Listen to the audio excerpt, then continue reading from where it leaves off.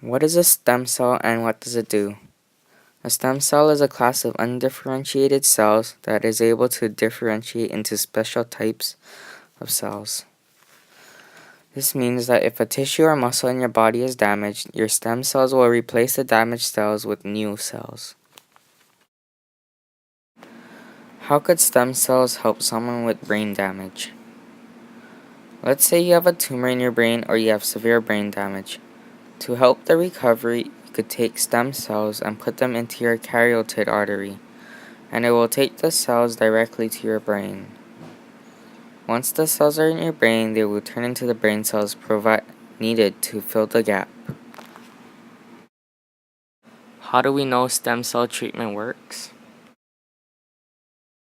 This treatment was tested on lab rats with TBI. TBI is traumatic brain injury. Several days after the rats got the TBI, they were injected with stem cells that came from the bone marrow of the rats. After 4 months, the mice receiving the stem cells were back to normal.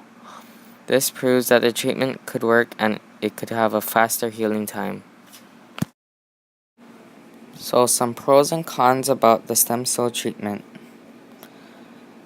Some pros about using stem cells to help recover from brain damage is that it gives a faster recovery and it can heal you from diseases like Alzheimer's. The stem cells speed up the healing process because your body doesn't have to create as much cells needed to recover. For Alzheimer's, it can cure it by replacing the bad cells with new ones and filling in all the gaps. Cons about the stem cell treatment. Since there is no cons for this treatment that I know of, I will talk about the general cons for the procedure and getting the cells. The con about getting the cells is that it comes from an embryonic cell, which is practically a little fetus that is killed off and used. Some people argue that it's taking the life away of a child, and they think that once they grow their organs and all their body parts, then it's considered a human being. My personal opinion on stem cell treatment.